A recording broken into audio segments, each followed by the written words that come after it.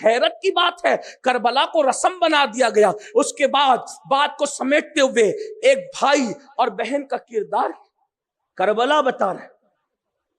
بہن، آج کی بہن اپنے بچوں کے لیے اپنے بھائی سے رشتہ توڑ لیتی ہے.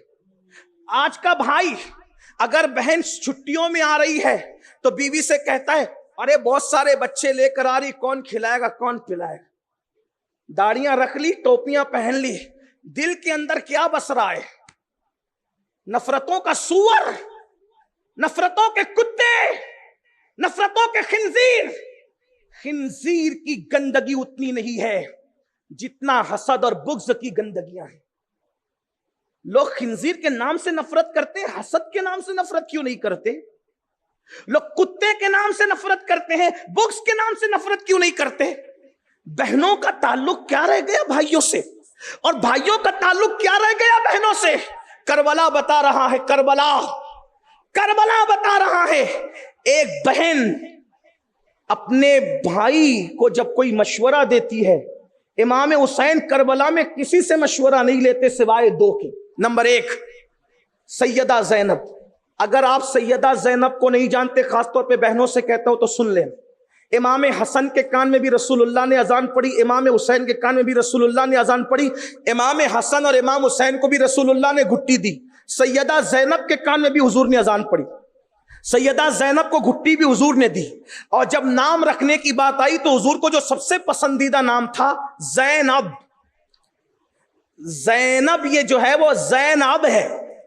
زینب کا مطلب ہوتا ہے باپ کی زینت.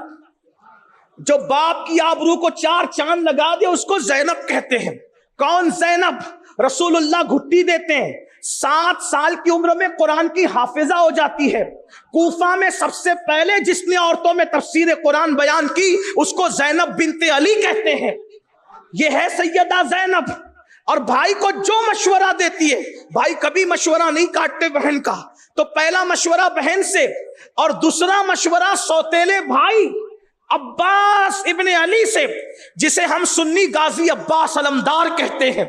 آپ غور کریں، سوتیلے بھائیوں سے مشورے نہیں لیے جاتے، لیکن امام حسین سوتیلے بھائی سے مشورہ لے رہے ہیں اور بتا رہے ہیں کہ وہ اور سوتیلے بھائی ہیں جو سوتیلے بھائیوں کو کنویں میں ڈالتے ہیں. یہ حسین کا بھائی عباس ہے جو اپنے حسین کے لیے اپنا سب کچھ قربان کر دیتا ہے. اندازہ فرمائیں.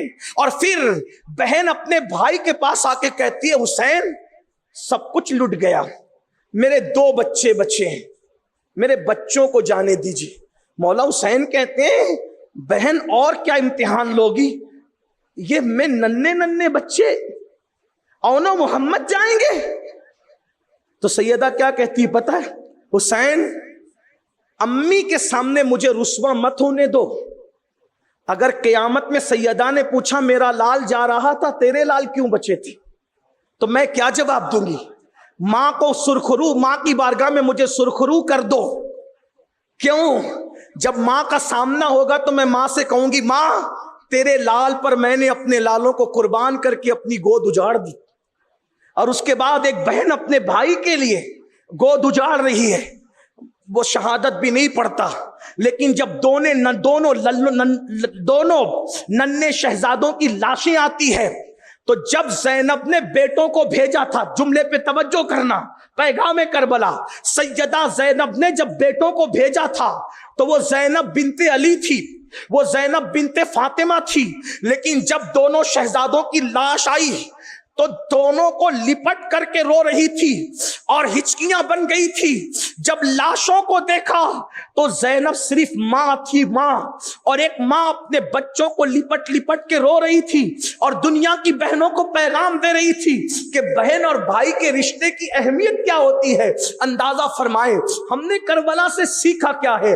آج گھر گھر میں آگ لگی ہے، گھر گھر میں طوفان بدتمیزی ہے. بھائی کی بہن سے نہیں بنتی، بہن کی بھائی سے نہیں بنتی. یہ میں دنیا داروں کی بات نہیں کر